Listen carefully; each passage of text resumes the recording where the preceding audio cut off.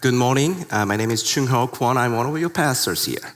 I don't know how to follow this fun thing actually this morning, but I'll try.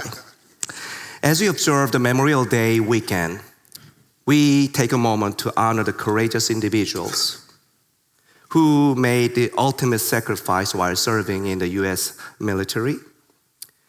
And we offer our gratitude to God for these brave souls.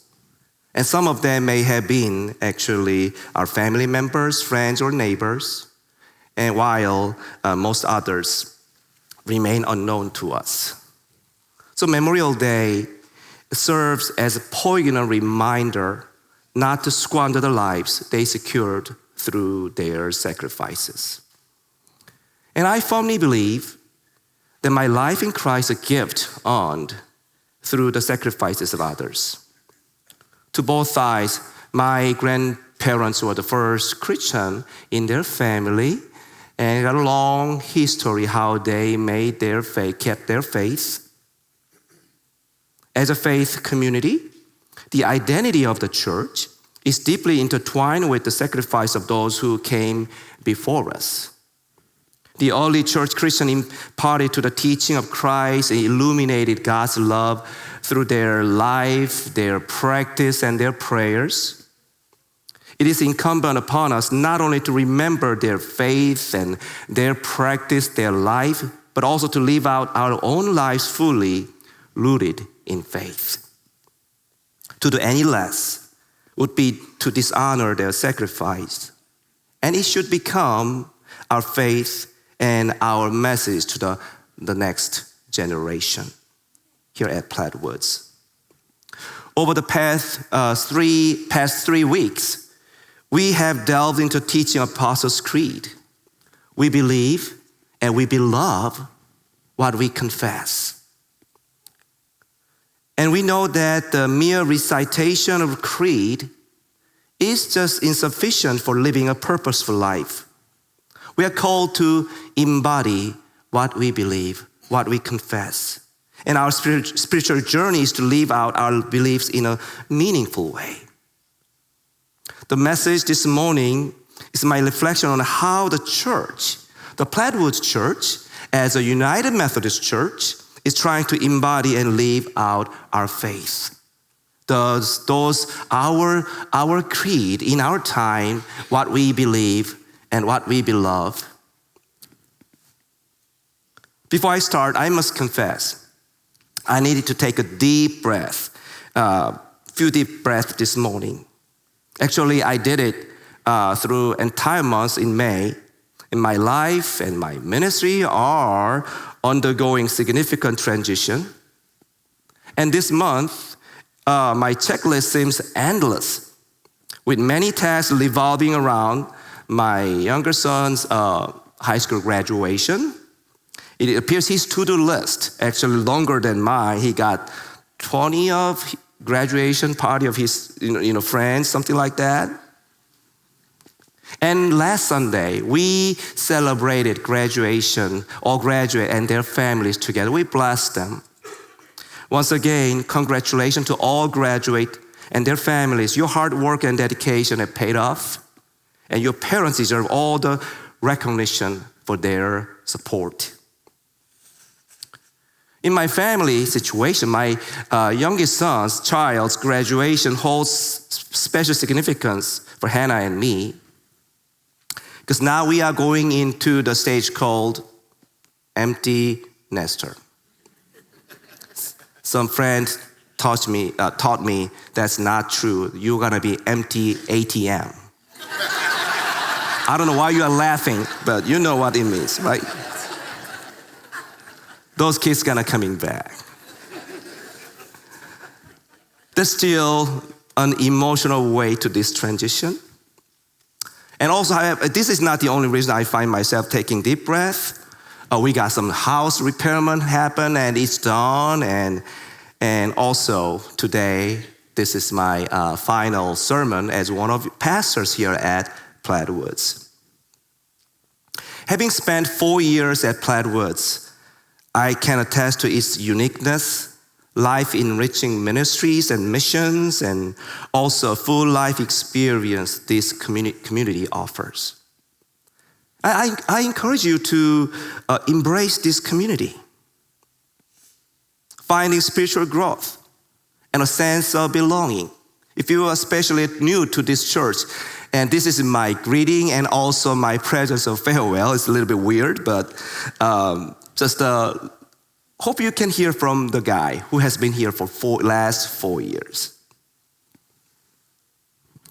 I feel immensely blessed to have served at Plattwoods Church alongside wonderful pastors, Pastor Evie, Pastor Jess, I can see you where, and Pastor Matt, and wonderful staff and committed volunteers, all of you here at Plattwoods.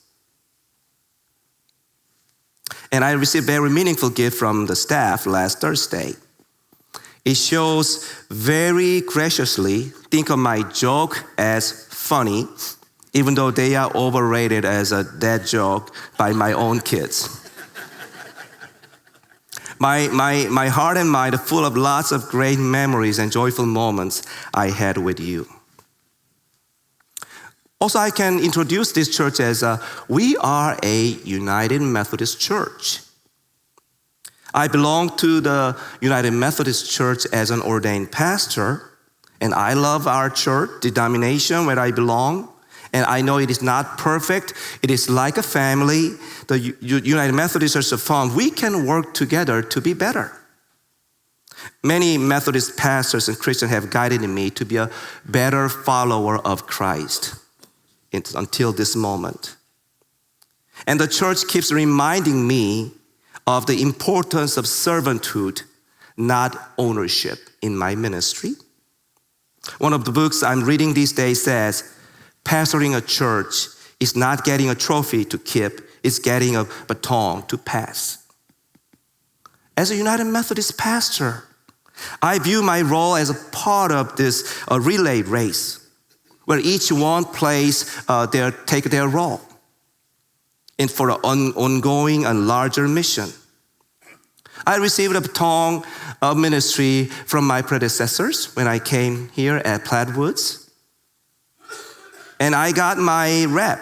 I run almost 4 reps so far. And now I can see the next runner is there. And I'm going to hand it off. And also, after a little break, I may go and run to get a next baton just in front of me. So during my transition time, I must be careful not to drop it off. And yes, I believe ministry is like a relay race. It is a team sport. Like you saw the kids playing with these parachutes. I think we did a great job, Pastor Evie. We did some, not to drop the balloons, and we all 4 pastors worked together last 4 years.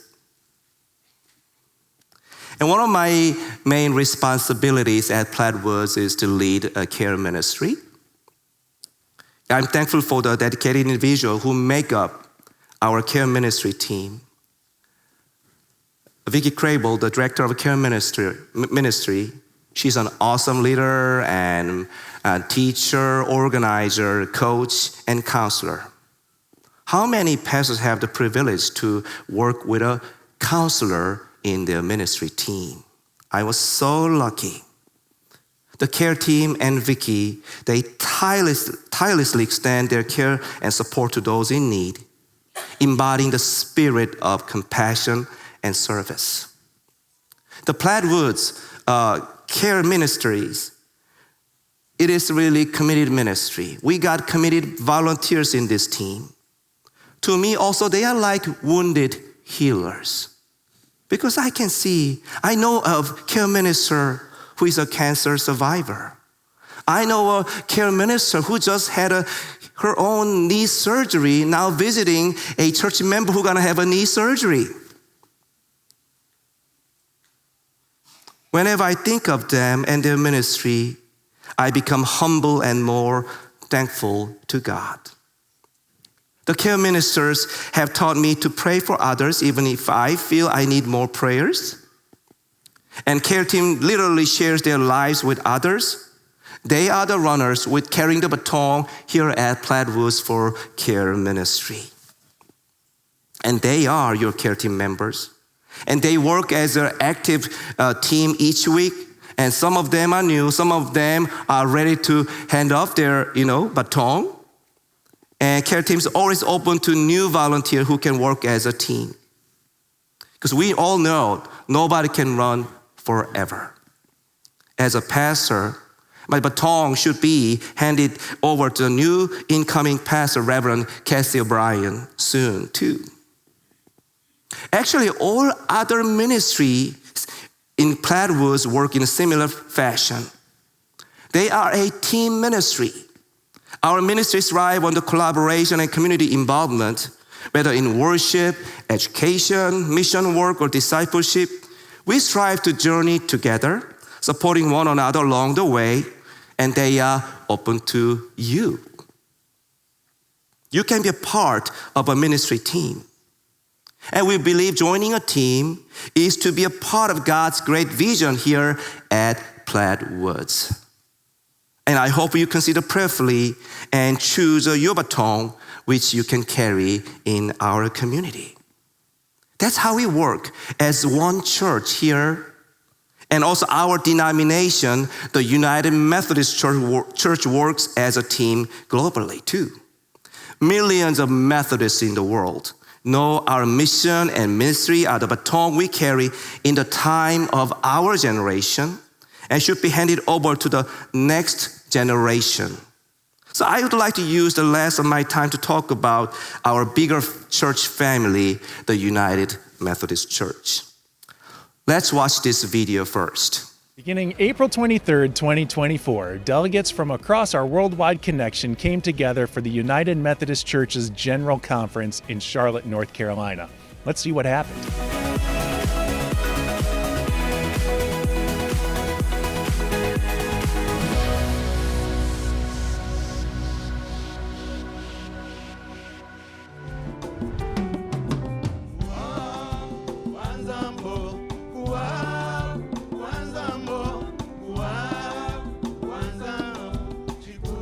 Loving every bit, the worship, the preaching. The one thing that we do better than anybody I know is worship together. Every worship service I've been in has just been spectacular, and that's the wrong word. It's built my faith.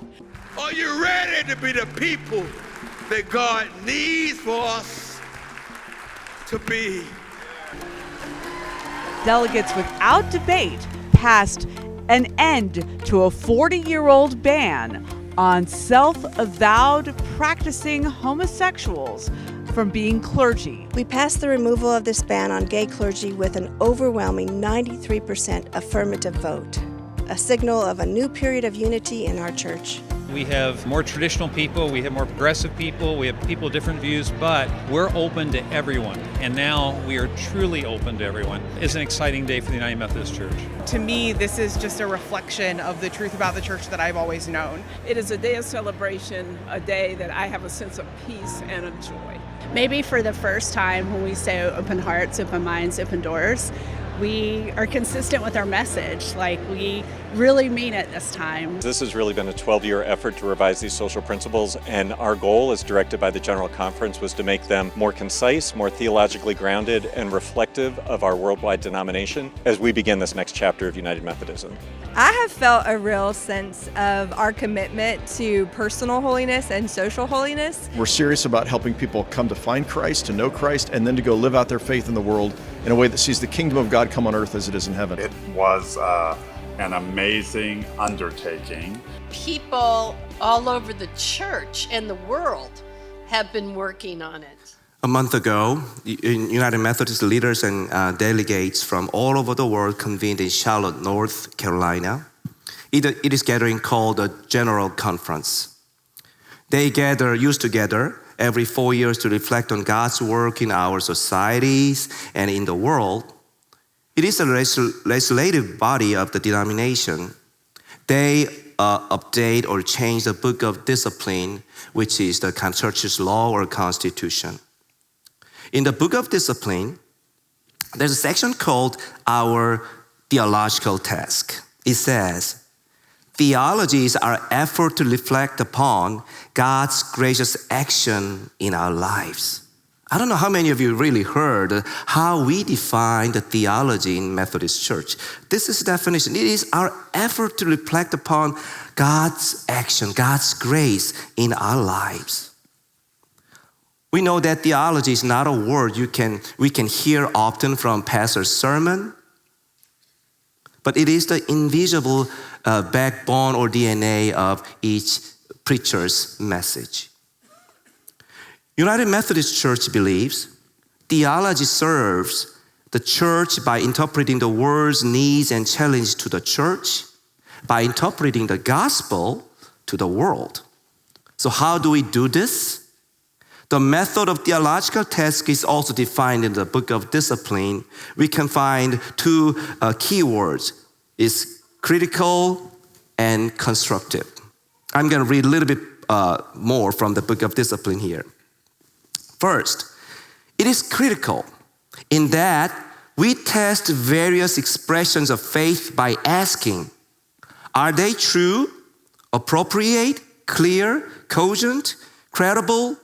Are they based on love? Methodists are curious about how God works, what God's love means here and now, and we ask questions and seek the answers together. I know some Christians, some churches have always the answers. We Methodists, we always have questions. That's our first method of theology.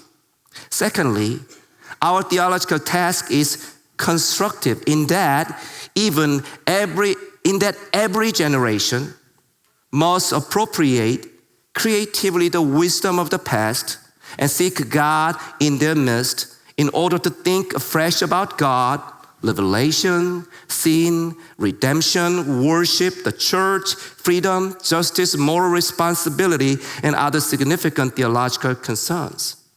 It is continued saying, our summons is to understand and receive the gospel promises in our troubled and uncertain times. United Methodist Church takes this theological task seriously as our calling from God. It is the baton God entrusts us in our time. To respond to this calling, our representatives and leaders, they convened together and had a holy conference. That was the general conference we had in Charlotte, North Carolina. As United Methodist Church, they confess, we have an obligation to bear a faithful Christian witness to Jesus Christ, the living reality at the center of church's life and witness. To fulfill this obligation, we reflect critically on our biblical and theological inheritance, striving to express faithfully the witness we make in our own time. For many centuries, church has sought to interpret the truth of the gospel for their time. And Methodists believe God's work is more than individuals' salvation. In Methodist tradition, it is called social holiness, which is regarded as shared mission of the church. The Methodist spirit is contained in a document called United Methodist Social Principles. The United Methodist Social Principles, it is not a law, it is our calling to social actions. It is a document capturing the Wesleyan spirit of the social holiness and ethical action and reaction. The 2024 General Conference reviewed and revised it. It begins with, we, the people called United Methodists, affirm our faith in the living God who created everything that is and called it good and created human beings in God's own image. To me, it's like an interpretation of Apostles' Creed. It's an interpretation of what we believe in the Bible. It is, don't be surprised, it's just a 39-page document. The contents include the stewardship of creation, economic justice, family, human sexuality, divorce, substance abuse, gender equality, diversity, reproductive health, racism, church and government, criminal justice, healthcare, disability, immigrants and refugees, and so on. We believe God is the God of everyone who lives in our time. Church is entrusted to take a theological test to define God's love and justice we can work for in our generation. The social principles, it is a kind of prophetic voice from Methodist churches. Here, let me read another part from the social principles. Because all people are of sacred worth and certain basic human rights are due to everyone, we are committed to supporting the equal rights, liberties, and protections of all people regardless of sexual orientation or gender identity. You can join Plaidwood's Justice Ministry team to explore more about this and learn how we participate in action together for it. And Justice Ministry team is the first reconciling group at Plaidwoods. John Wesley and early Methodists, they responded their calling in their time. Historically, founding of the Methodist faith movement in 18th century in England was based on taking a theological test in their time. And founding of United Methodist Church in 1968 was also aligned with it. The UMC is diligently working together to catch up God's vision for each generation. And it is in our spiritual DNA. It is an ongoing call and response we take here in Methodist Church. And we responded once again to God's call in 2024. They reviewed, discussed literally more than 1,000 petitions and addressed the future direction of United Methodist Church's mission and ministry. And one of the main agenda items was that the revising social principles. This 2024 gathering set a milestone for the future of Methodist Church.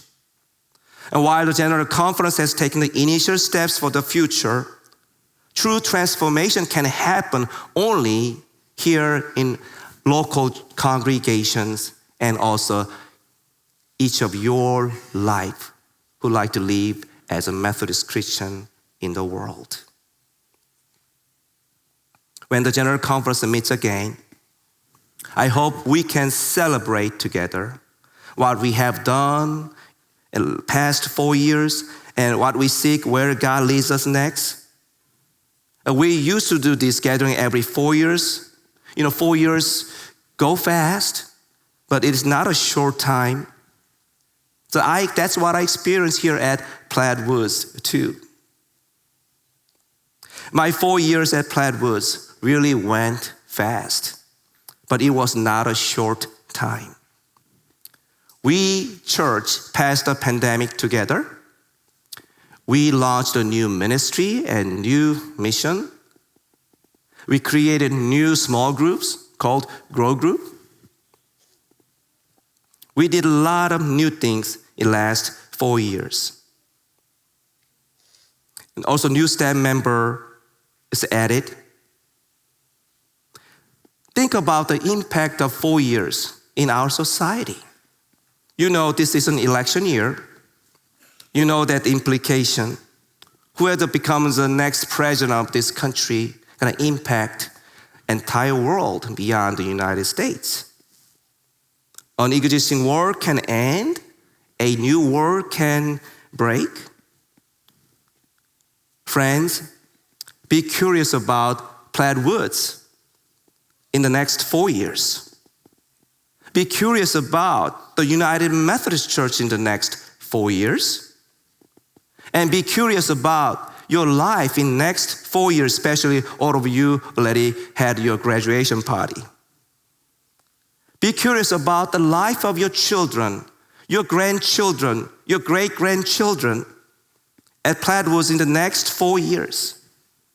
It should go fast, But it's not a short time. It should become a critical time when their spiritual life is shaped and nurtured.